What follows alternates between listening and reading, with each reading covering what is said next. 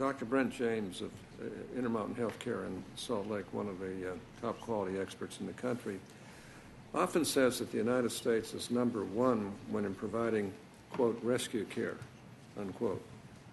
Rescue care is saving accident victims, premature babies, heart attack victims, transplant patients, and dialysis patients, just to name a few. The good news, perhaps, is that no other country comes close to the United States, in providing rescue care. Unfortunately, rescue care has little or no impact on the general population. And a more effective approach is to place a stronger emphasis on primary care and preventive medicine. Now, how do we as a country go from providing the best rescue care in the world to providing our citizens with better primary care and preventive medicine? Anybody who cares to. Dr. Opelka from the surgical community, thoughts on that, and also your workforce perspective, if you would, please. Thank you very much, and Chairman Bacchus and Senator Grassley and the rest of the committee members, we appreciate the opportunity to be here on behalf of the American College of Surgeons. If I could, Senator Hatch, first to the workforce issues, they are complex, and we are starting now to see some actual shortages in surgery areas. We've got about a 16% reduction in general surgeons over the last 10 years. We're now reaching the point where we are losing general surgeons in aggregate, and in other areas of surgery like urology and ophthalmology and orthopedics, the number per 100,000 is dropping year after year. Now, perhaps some of that is right-sizing in surgery, but perhaps some of it isn't, and certainly in general surgery and particularly in the rural areas of general surgery.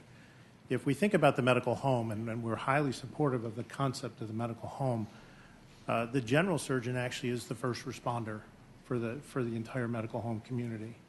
And with the shrinkage of that general surgery support, it supports all the rest of the acute care in a hospital.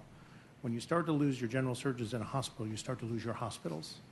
It's very difficult for rural communities to actually support other activities in a hospital if they don't have the general surgeon.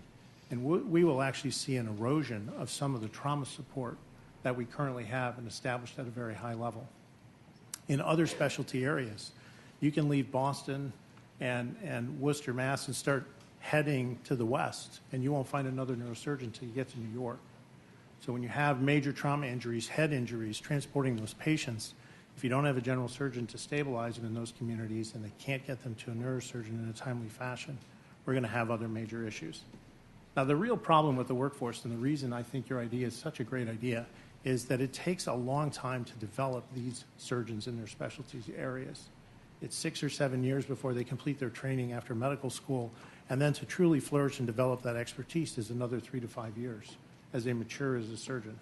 So the queue is very long. The pipeline is a long push. When we're behind in general surgery, it's going to take us years to catch up. So we need programs to address these workforce shortages and to incentivize people to go into those areas. Lastly, then, to address your issue, I think of switching our focus is probably not to switch our focus on the excellence that we have, but to truly hit into these chronic care diseases where even the surgical specialties are on board that we need better primary care, we need better coordination of care with our primary care colleagues to take care of not an isolated silo of care, but to take care of a continuum of care. How do we deliver the best care, not for this moment for this patient, but over this life for this patient for that disease condition? Thank you, Mr. Chairman.